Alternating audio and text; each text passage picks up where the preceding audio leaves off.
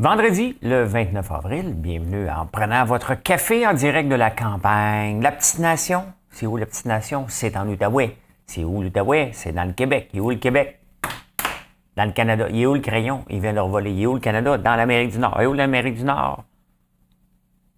Sur la Terre. Hein?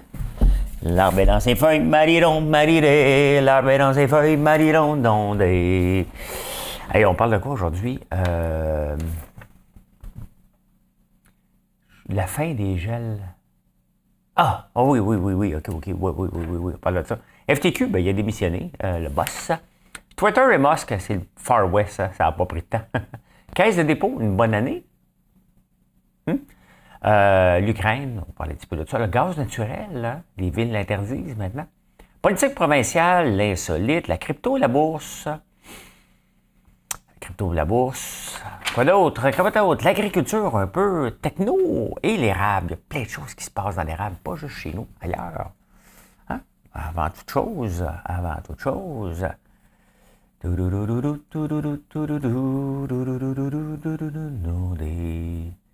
Voyez-vous, ça c'était pas prévu cette chanson-là. Allez, bon matin. L'actualité vue par un entrepreneur.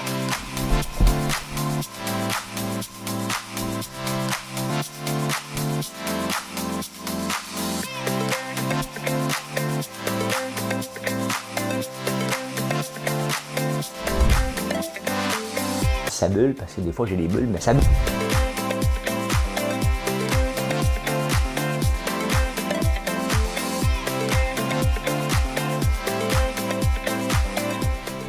Essayer de faire un spectacle. Si vous entendez un petit bruit de fond, c'est que j'ai une génératrice qui roule. Mes amis de Bousmi s'en viennent à la chasse au dindon. Et le Harvey, la génératrice, il aurait pu la plugger dans le mur. Il aurait pu la plugger dans le mur. Hey, je vais vous faire une chanson. Hein? Je fais du Serge Lamois cette semaine, mais il n'y a pas beaucoup de chansons tant que ça connues. Hein? On connaît les vers d'oreille qu'il fait, mais j'en ai une pas pire aujourd'hui. Vous la connaissez même pas. Je suis persuadé que vous ne la connaissez pas. Mais je vais vous la chanter. Au pire, je vais vous la lire. Ce qui va être moins pire, c'est juste drôle, les paroles. Ça me fait rire des chansons des années 70 qui vieillissent mal.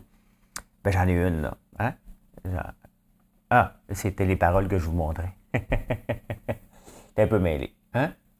C'est un peu mêlé, mais je vais vous montrer ça. C'est ici que je pèse. Madame Cahouette, pèse le piton. Viens, laisse un peu tomber tes poupées. À ton âge, il faut s'en aller. Je sais que tes parents sont très gentils, mais eux, à ton âge, ils étaient partis. Hein? Chez moi, il y a des canapés où je bercerai toutes tes poupées. Chez moi, je t'installerai le marché aux fleurs pour te parfumer. Viens, je ne suis pas encore très vieux, j'ai la passion au fond des yeux, j'ai besoin d'un cœur tendre à aimer. Oh oui, j'ai besoin de te protéger. Ça n'a tellement pas de bon sens. Hein? Lui, il n'est pas trop vieux, puis elle joue avec des poupées.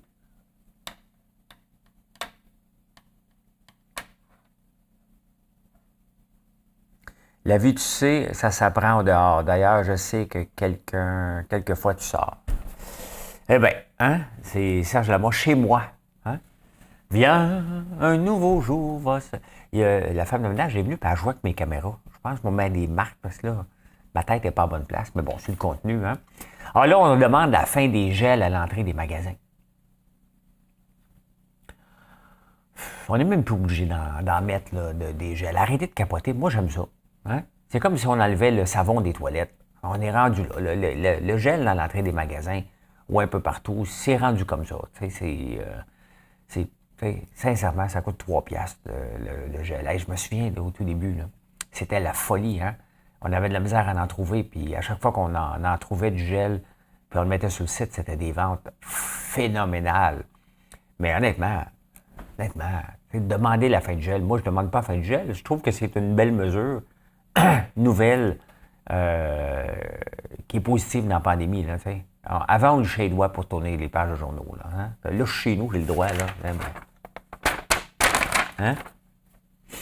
Fait que c'est comme ça, là. C'est pas la fin du monde. On demande la fin des gels. C'est là pour rester. Là. Moi, je veux que ça reste là. Je vais arriver dans le magasin être propre.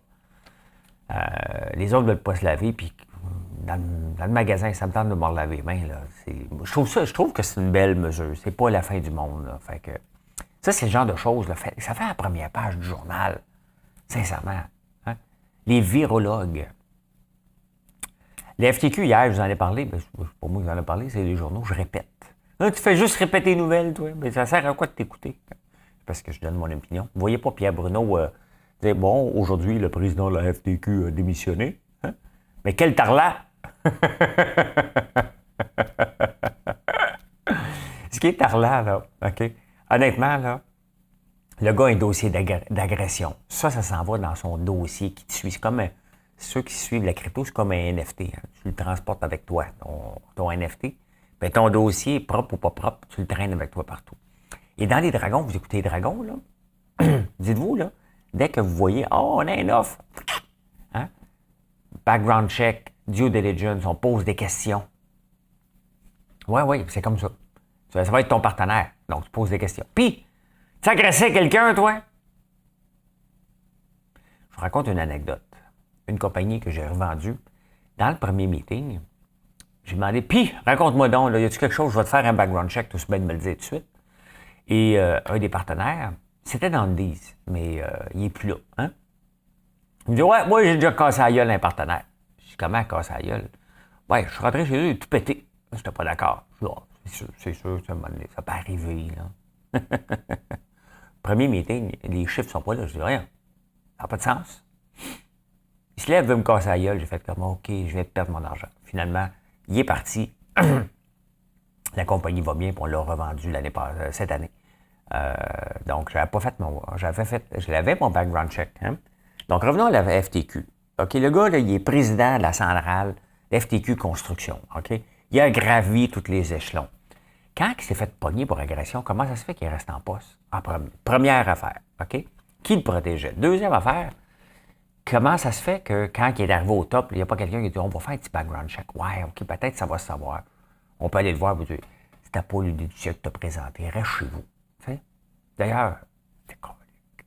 Hein? Mais non, on le nomme là, sincèrement. T'sais, après ça, on demande des enquêtes publiques sur la pandémie. Non, regarde, on va demander une enquête publique sur qu'est-ce qui se passe dans ces grandes centrales syndicales-là pour que des bonhommes comme ça, on va l'appeler des bonhommes, là, des écœurants, là, hein, se ramassent en tête alors qu'ils ont fait une agression sexuelle sur une secrétaire. Déjà, le mot secrétaire, on va l'enlever, là, mais... Le monde syndical, là, c'est pas toujours beau. Hein. Vous allez me dire c'est une exception. Oui, mais c'est parce qu'il y a beaucoup d'exceptions. Là, c'est une exception extrême là, d'agression sexuelle. Là, okay? C'est décevant. Décevant. Tous les organismes qui essaient de défendre le droit des femmes et tout ça, puis ils tombent sur une affaire de même. Tabarnouche. Hein? Hein? Viens, laisse un peu tomber tes poupées. Je me demande s'il avait dit ça à lui, là. La fille qui a agressé. Viens, laisse un peu tomber tes poupées. Viens, on va jouer sur la secrétaire, on va jouer sur la photocopieuse. C'est à peu près ça en plus, imaginez-vous. Hey, Twitter puis Musk. OK, c'est un beau, là, être son jouet de milliardaire, là. Mais quand même. Tu sais, si tu fais des choses, t'insultes tout le monde sur la place publique, ça se peut que tu aies des poursuites. Sur Twitter aussi. Hein? Puis est-ce que ça doit être légiféré? Parce que là, lui, il dit, écoute, t'as moi. Il fait ce qu'il veut. Il n'a même pas fini le deal encore qu'il envoie promener tout le monde. Puis là, il envoie des niaiseries, là, au nom de la liberté d'expression. Là, hier, c'est une joke sur la cocaïne. C'est le tweet le plus liké. Avant un autre tweet de quelqu'un qui est décédé. Mais c'est le tweet le plus liké de l'histoire de Twitter, honnêtement. Tu sais, l'affaire, c'est quand il écrit des niaiseries de même, et Twitter vient de rapporter ses chiffres. Oui, il y a des abonnés supplémentaires, mais il n'y a pas de revenus. Hein? Sont où les revenus de Twitter, rapport des ventes de publicité crypto pour vous pogner? Là. Encore cette semaine, il y a quelqu'un qui s'est fait pogner. Vous m'avez écrit, j'ai acheté la crypto d'Amazon. Hey. Alors, revends-la tout de suite. Bonhomme, ça n'existe pas. OK? Ça n'existe pas. Fait que Twitter, tu sais, si tu veux avoir de la crédibilité, t'écris pas des niaiseries de même, là. Hein? Je vais acheter Coca-Cola pour légaliser la cocaïne. Faut-tu être assez épais?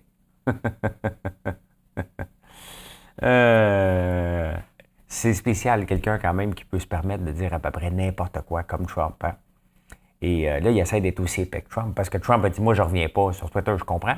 Ils viennent de mettre des millions pour lancer son propre réseau de Truth Social, qui est l'application la plus downloadée en ce moment, en avant justement de Twitter et de TikTok. Donc, il n'est pas pressé. Il ne va pas revenir sur Twitter. Il va aller faire le Far West dans un autre. Fait que là, Musk, il dit, bon, parfait, on va aller faire le concours qui est le plus Far Wester. C'est du pot, mais... Hein? La Caisse de dépôt. Caisse de dépôt a rapporté des bons chiffres l'année passée. Hein? Et là, les dirigeants ont 30 de plus de rémunération.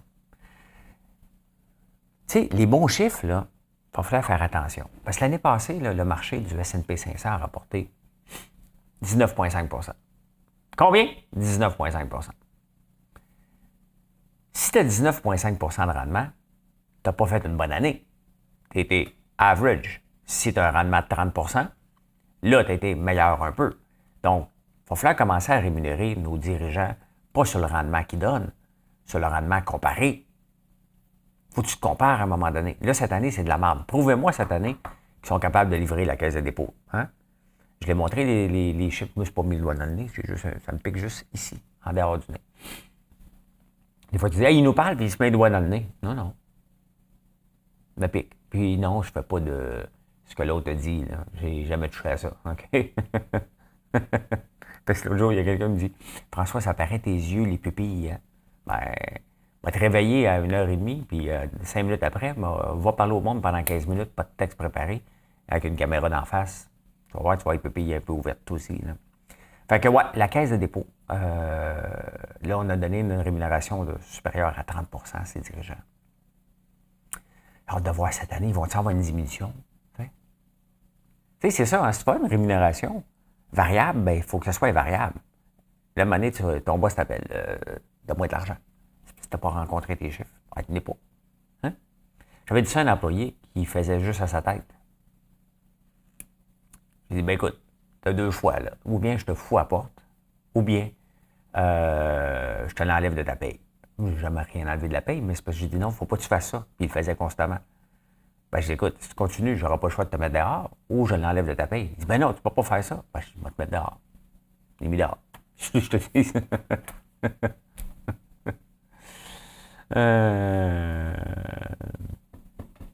L'Ukraine, j'écoutais hier, j'étais sur la route pour m'en venir ici dans la nuit, et j'écoutais, comment il s'appelle dans la nuit, pas Marcia Pilote, pas Fabi la nuit, il y a une belle voix, j'ai un blanc, là, mais c'est pas grave, vers 4h30, il fait la revue des nouvelles. Puis là, il faisait la revue des nouvelles en Ukraine, et les journalistes étaient là, puis à un moment donné, il parlait avec des gens, puis il y a un obus qui est tombé à 500 mètres, puis le monde dit « Ah, ok, c'était un obus ». Mais c'était un peu comme ça, l'Ukraine, je vous en parle presque plus, parce qu'il n'y a pas rien qui... il y a beaucoup de choses qui se passent, mais c'est pas ma job ici, moi, de vous parler de combien il y a de morts, Marie-Poule, puis toutes les affaires, j'aime mieux vous parler des à côté. Mais c'est ça, même là-bas, c'est rendu comme un fait d'hiver maintenant. C'est comme, ben il neige. T'sais. C'est pas la même chose, là, mais loin de là, parce qu'il y a des morts, là. Mais ça commence, les gens s'habituent. On s'habitue à ce qui se passe là-bas, malheureusement. Hey, le gaz naturel, moi, j'ai une maison chauffée au gaz naturel. Et quand j'ai acheté dans les Shop Angus à Montréal, on vantait le gaz naturel. Vous devriez vous mettre au gaz naturel. J'avais jamais compris l'engouement au début des années 2000 au gaz naturel. Je ne comprenais pas. Je dis, voyons, pourquoi passer des tuyaux dans la terre alors qu'on a l'électricité ici? C'est notre richesse. On veut repasser des tuyaux, c'est la complexité, tout ça. Et on vantait les quartiers de gaz naturel. Mais là, il y a des villes qui l'interdisent ici et aux États-Unis, le gaz naturel. Hein, ça, en 20 ans, on est parti de coqueluche à rien. Hein? Même ici, ben, Hydro-Québec subventionne le gaz naturel.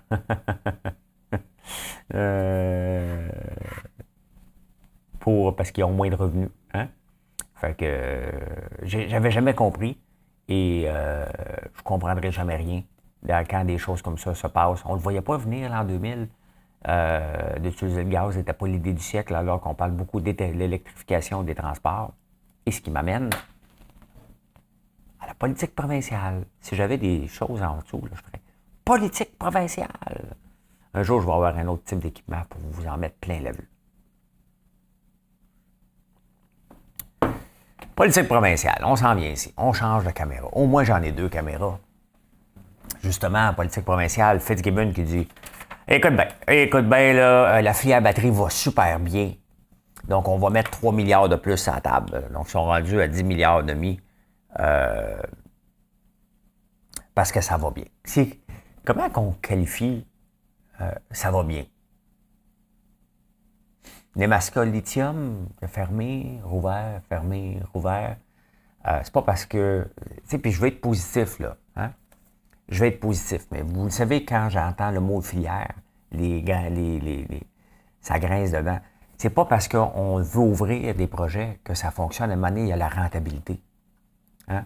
Et aller trop vite dans un marché, on a vu Théo Taxi. Il faut apprendre. Théo Taxi, c'est un cas universitaire. On a voulu aller trop vite dans un marché qui n'était pas encore établi. Et tout le monde dans le monde là, capote sur le lithium. Tout le monde capote sur les batteries. Mais il reste qu'ici, le lithium ne sera pas la solution. Hein? Ça ne marche pas l'hiver. Ça ne marche pas l'hiver. En 2030, 2035, là, ça va être beau ces autoroutes. Il va t'en avoir un méchant paquet d'auto parkés sur les bords. Mais si tu veux investir dans quelque chose, là, investis dans des towings. Il va en avoir des towings à ramasser tout ça. Là. Tout le monde va rouler à 20 à 30 km/h sur l'autoroute, économiser leur batterie. La technologie va devoir changer. Mais il n'y a pas de grande technologie. Il y avait à un moment donné des batteries au chanvre. Mais tout ça, ça prend des dizaines d'années. Donc, je vois mal comment on peut dire qu'une industrie va bien parce qu'il y a des gens qui investissent. Mais laissons le marché un peu. C'est quoi cette presse-là d'aider tout le temps, les gens? Je ne suis pas contre, là. Mais il y a des gens qui suivent aussi les modes. Hein? Oh, OK, le gouvernement investit là-dedans, on se lance là-dedans. Oups, ça en va là-dedans, on se lance là-dedans. Théo est une mode. Hein? Faut garder l'argent au Québec. Et voilà ce que ça a donné. On a gardé l'argent au Québec. On l'a tout perdu ici. Hein? Tu sais, des fois, là, être trop québécois, c'est là, la prochaine étape, c'est le panier bleu qu'on ne parle pas, là. Mais le panier bleu, il travaille en arrière. Puis à un moment donné, il va arriver avec ses centres de distribution pour concurrencer Amazon. Bien, regardez, Amazon a perdu de l'argent. Malgré que c'est gros, il y a une concurrence mondiale, donc il va falloir faire affaire avec ça. On va perdre des milliards de dollars dans la nouvelle cuvée du panier bleu. On va aller trop vite. Et regardez l'intelligence artificielle. Hein? On avait mis beaucoup d'argent là-dedans. On n'en parle plus beaucoup. On n'en parle plus beaucoup. Hein? Un professeur d'université, c'est trop bien payé à 133 000. Un professeur normal, avec 20 ans d'expérience pour enseigner au primaire, gagne facilement près de 100 000 $ par année. Avec l'expérience, plus la bonification, puis si tu as une maîtrise. Pour être professeur d'université, il faut que tu aies un doc. Et pour être prof d'université, il faut que tu fasses des recherches encore. Donc, j'ai été surpris de voir que 133 000 par rapport à la moyenne, c'est excellent. Hein? Mais là, on forme notre future génération. Et les profs d'université, faut qu'ils intéressent les gens. Donc, il faut qu'ils fassent des recherches et tout. 133 000, la moyenne du Canada, c'est 150 000 à peu près. Donc, on les paye moins ici. Mais 133 000, j'ai trouvé ça pas beaucoup. Hein? J'ai trouvé ça pas tellement. C'est bien payé, là. Mais tu as un doctorat et tu formes les gens du futur. Donc, c'est comme notre coach canadien, il est payé. Bon, il fait un spectacle, là. C'est un spectacle, mais si on veut que nos étudiants réussissent, ça prend des profs aussi qui sont un peu moins plates. C'est parce que si tu as un doctorat, des fois, peut-être ton sens de l'humour, il n'est pas toujours là. Maudit que les profs, le plus ils étaient formés, là. À part un prof que j'aime beaucoup, il s'appelle Gilles Levasseur, je ne sais pas s'il m'écoute. Un génie. Et je l'ai rencontré. J'ai toujours admiré ce gars-là parce qu'à 26 ans, il y avait un doctorat, un postdoc, une autre affaire, très impressionnant. Il faisait un spectacle dans ses classes, tout simplement. Et c'est pour ça que je l'ai toujours aimé. Je l'ai rencontré, il m'avait invité, je ne le savais pas, je l'ai rencontré à Vancouver, à donner une conférence à un groupe là-bas. Donc, je suis allé à Vancouver, puis je l'ai revu. Et très sympathique, Gilles Levasseur de Ottawa. Ses filles aussi ont écrit des livres, je pense. Une belle famille, une belle famille. Mais ça fait 2 ans que je ne l'ai pas vu. Ça fait quand même 2 ans. Ah, vous savez, la sauce HP, moi, quand j'étais jeune, la sauce HP, insolite, c'est rendu là.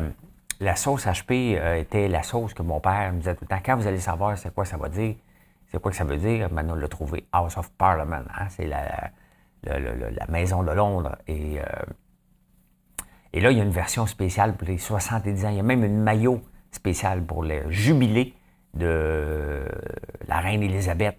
Donc, ça m'a fait penser à ma jeunesse quand j'ai vu ça. Bon, c'est pas gros, hein, c'est gros insolite, mais quand même. Hein? Tout le monde fait des affaires. Là, elle a reçu du sirop. On devrait vendre du sirop à tabarnak. Hein? Les British aiment ça. Fait que si la reine aime le sirop... Non, c'est pas la reine qui aime le sirop. La reine aime le fromage Perron, c'est vrai. C'est le pape qui aime le sirop. C'est le pape. Ouais, il y a tellement de gens là, qui aiment ça. Là. Je vous en parle du sirop d'érable tantôt. Ça c'est drôle, hein? Tu sais, avez-vous connu ça, les bécosses? Les bécosses, c'est un trou. Et ben, quand on va, c'est comme des Johnny on the spot quand on va dans les festivals, là. Les festivals.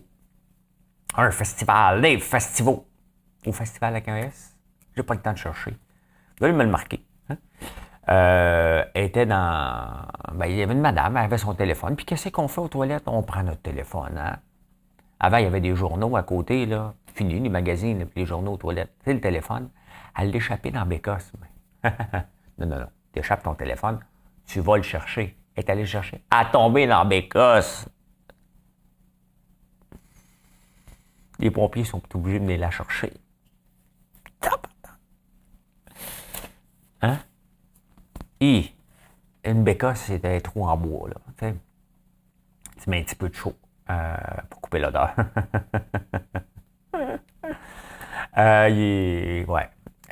J'ai mis ici dans les chapeaux de classé, là.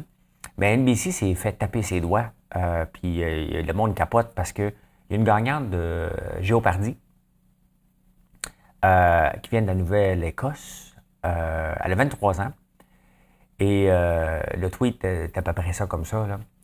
The twin tweet. La professeure lesbienne de 23 ans. Ça change quoi? Hein? Ça change quoi son orientation sexuelle? T'sais, on aime ça mettre des titres. Hein? C'est comme quand je vais à Denis Lévesque. Là. Puis la prochaine fois que j'y vais, puis je vais le couper, Denis. Hein? Toi, François Lambert, il y en a l'entrepreneur millionnaire, François Lambert. On va dire, toi aussi, toi-même. Ou du fatigant. T'sais? Arrête de me traiter de... Mais on aime ça mettre des titres, mais là, mettre lesbienne, c'était pas nécessaire. Hein? C'était pas le... D'ailleurs, on dit plus ça, lesbienne. C'est déjà en partant, là. Hein?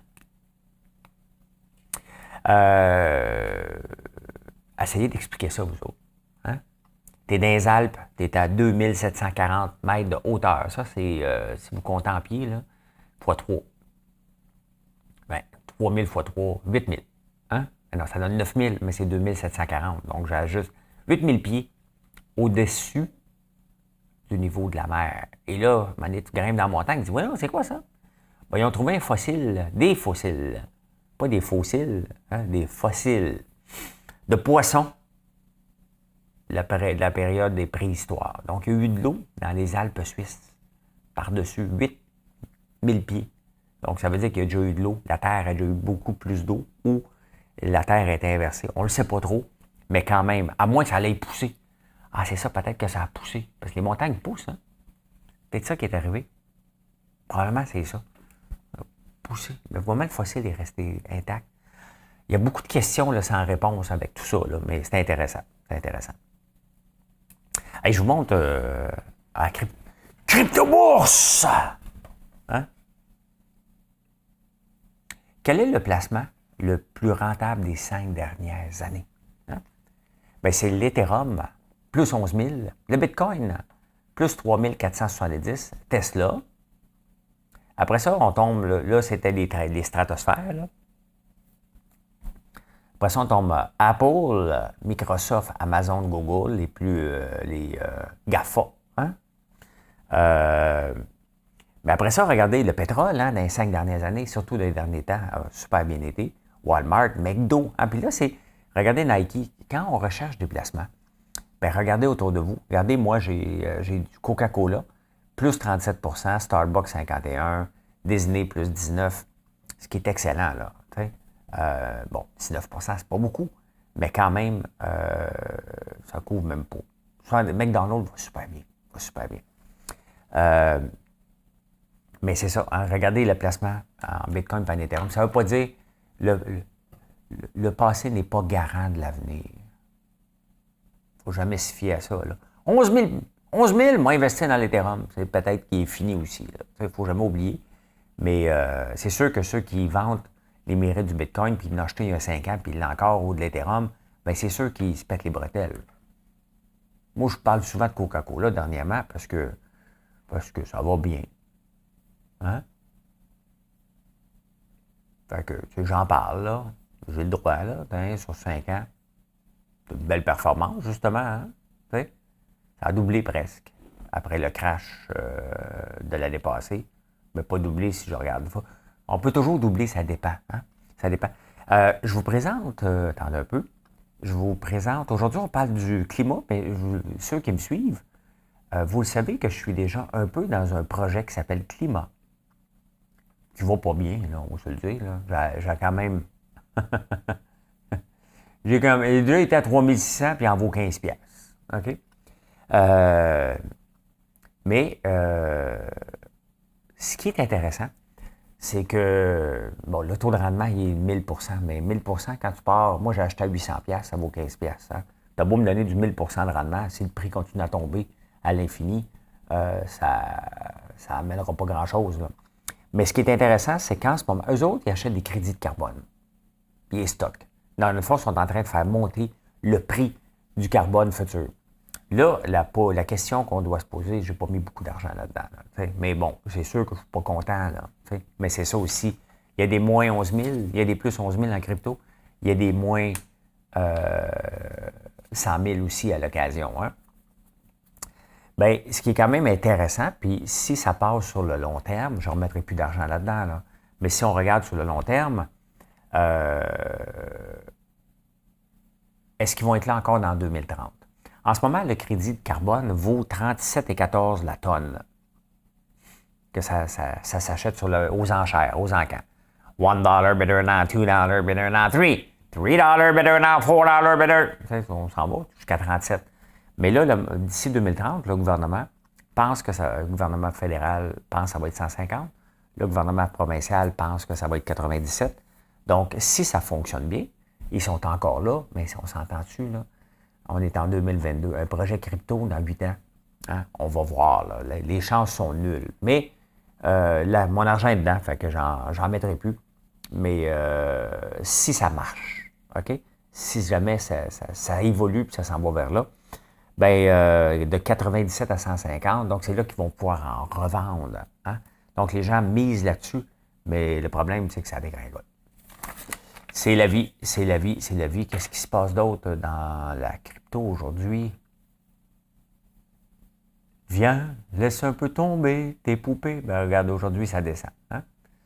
Et ceux qui regardez l'Ethereum, il a peut-être bien performé dans 5 ans, mais si on regarde depuis un an, moins bien, hein? Hein? Moins bien. Tout est rouge de toute façon aujourd'hui. Tout est rouge, à part des petites affaires. Voilà, voilà. Hey, c'est énervant, ce bruit de génératrice-là. Hein? Hey, en agriculture, je suis tombé sur une statistique du caoutchouc. Hein? Le pays qui produit le plus de caoutchouc, c'est la Thaïlande, 4,3 millions. Le Canada ne produit pas. Là. La Côte d'Ivoire produit 411 000, c'est des tonnes, 4,3 millions de tonnes. Et la Thaïlande, la Côte d'Ivoire, 411 000. Pourquoi je vous parle de la Côte d'Ivoire? Parce que la Côte d'Ivoire est un grand producteur de caoutchouc, de chocolat, hein, les leaders dans le monde, la Côte d'Ivoire. Quoi d'autre ils ont du café, énormément de café. Et c'est un pays pauvre. On le voit, là, puis, tu sais, c'est la même chose ici avec l'agriculture. Si on ne transforme pas, les producteurs font... Là, cette année, les producteurs de grains vont faire de l'argent. S'ils sont capables de semer, là, ça va bien. Ça va bien parce que le marché des commodités, mais là, il faut que ça reste à la hausse, mais ça ne restera pas toujours à la hausse non plus.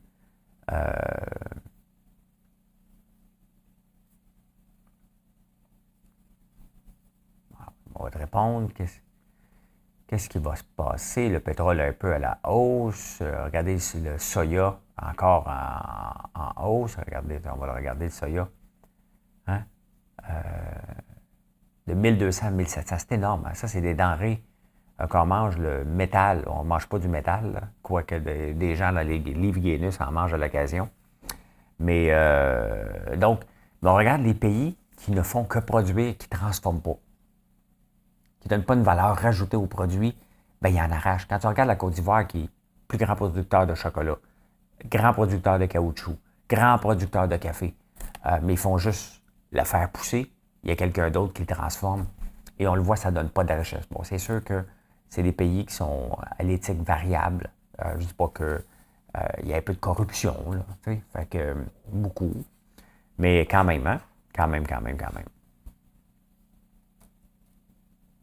Le blé monte encore. J'ai hâte de voir, tu sais, d'ici un an, quand le temps des récoltes dans l'Amérique du Nord va arriver, parce que là, on est dans le temps des récoltes en Nouvelle-Zélande, mais s'il était trop tard, c'était déjà planté.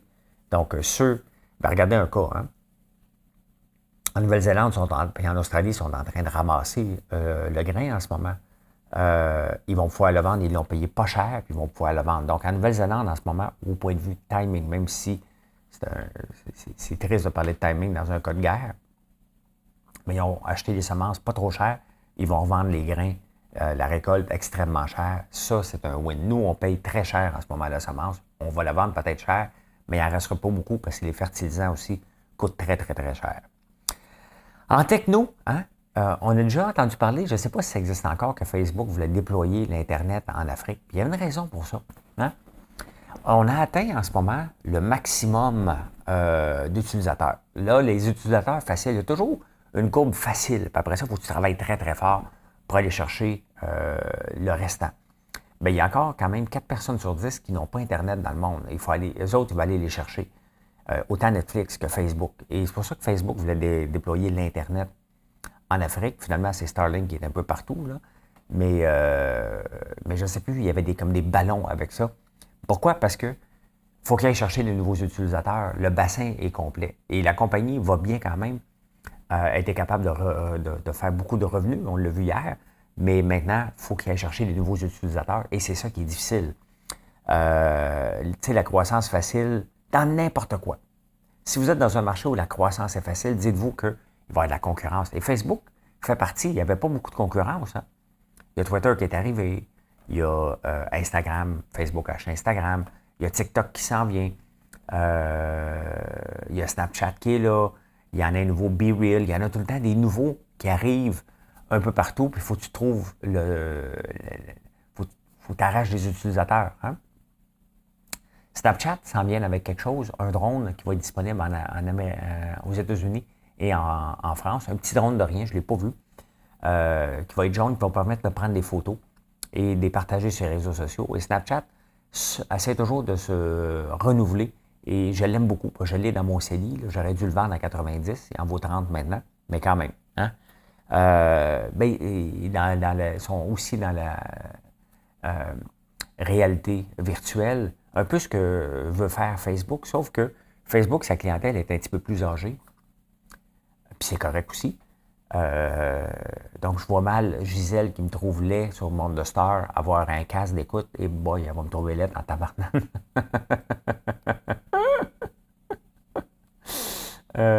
Mais c'est comme ça. OK? La population est un petit peu plus... On va comparer par rapport à Snapchat. Snapchat, c'est plus des jeunes, donc ils vont avoir tendance à adopter rapidement les nouvelles technologies. Et c'est pour ça que je me pose de sérieuses questions. Est-ce que Facebook, c'est sûr qu'ils veulent aller chercher des jeunes. C'est ça qu'ils veulent aller chercher, là. Mais la clientèle de base, des fois, il faut que tu regardes ta clientèle et tu te dis, ben, regarde, je vais maximiser ma clientèle actuelle, mais c'est intéressant. C'est intéressant ce qui se passe au point de vue techno. On mise beaucoup sur la réalité augmentée. Hein? Et en érable, vous savez que, bon, moi, j'ai ma mission, là, c'est de faire connaître l'érable et vous le faire déguster à tous les jours sous différentes formes. J'ai choisi les friandises, popcorn, meringue, barbe à papa. On est dans d'autres types de friandises dans vos déjeuners maintenant, avec les gaufres, avec les beignes pour les collations. Donc moi, j'ai pris cette tangente-là de vous faire connaître l'érable pur, le moins d'additifs possible, le moins d'ajouts, en travaillant avec le beurre du Québec maintenant pour remplacer l'huile de palme. Donc, c'est un peu ma mission. Mais on le voit que ici, on parle encore du baril de sirop d'érable. Lorsqu'on parle du sirop d'érable, on parle des barils, on parle de la canne de sirop d'érable. Tu sais, j'en parle jamais de la canne de sirop d'érable, là, à part ma petite canette que je veux revenir. Mais il y a beaucoup. On a Maple Tree qui fait, ça ici, hein, qui fait de l'eau d'érable. Hein? Ça, c'est un beau débouché pour l'érable. Il y a d'autres compagnies maintenant, il y a, dans les journaux ce matin, il y a vinifié les érables. Donc, d'utiliser l'eau d'érable pour en faire du vin. Et il y a un spiritueux qui s'appelle Fauve, que j'ai vu passer hier. Ils vont m'en envoyer pour que je puisse y goûter quand il va être disponible. J'ai hâte de vous le présenter. Donc, on le voit que l'érable, c'est beaucoup plus que 10 semaines au printemps. Hein? C'est plus que le repas traditionnel de la cabane. Ça doit rester, c'est notre folklore, c'est ce qu'on vend. Hein? Mais c'est beaucoup plus que ça maintenant. Et c'est ça qu'il faut aller vers la toute première transformation, deuxième, troisième, et le mettre à l'année longue un peu partout. C'est ça notre richesse ici, c'est l'érable. Il est sous-exploité. Et quand j'entends, plusieurs années, j'avais entendu que les producteurs et productrices, il faut exporter notre sirop d'érable parce qu'ici, c'est saturé. Eh bien non, c'est pas saturé. C'est saturé dans la canne. Mais dans tout ce qu'on peut faire d'autre, c'est pas censuré. C'est pas. J'ai-tu dit censuré? Saturé. Saturé. Hein? Donc, c'est loin d'être saturé. Il y a tellement de débouchés en utilisant l'eau d'érable et en utilisant le sirop d'érable pour le mettre dans des produits. Regardez, on a toute la gamme des érables qu'on a mis, l'eau d'érable dans tous les produits de beauté. Elle a des propriétés. Bon, mais là, faut, tu sais, avec les crèmes, j'aime ça mettre de la crème, ça hydrate. Le premier but d'une crème, c'est que ça hydrate, là. Mais ça ne me rendra pas plus jeune. C'est peut-être ça qui fait que j'ai une plus belle peau, je ne le sais pas. Hein? Parce que je jeûne en même temps. Donc, vous voyez, il y a tellement de débouchés potentiels qu'on est juste au tout début parce qu'il y a un paquet de choses. J'ai hâte de goûter au spiritueux. Fauve. F-O-V-E. Hein? Mais voilà comment j'ai vu l'actualité en ce beau vendredi, le 29 avril. Merci d'être là. Merci de me suivre dans mes aventures, justement, d'érable et d'entrepreneuriat. Merci de nous visiter. Grouillez-vous pour la fête des mères. Hein? Attendez pas, j'ai vu l'empresse aujourd'hui, il y avait beaucoup de la fête des mères. Si vous voulez l'avoir à temps, commandez pas jeudi prochain. Ça se peut que vous ne l'arrivez pas à temps. Après ça, vous allez me chicaner. Sinon, venez en boutique. Hein? Venez en boutique, on est toujours ouvert. Donc, voilà. Hey, bonne journée tout le monde. Merci, j'apprécie vraiment. Bye, bonne journée.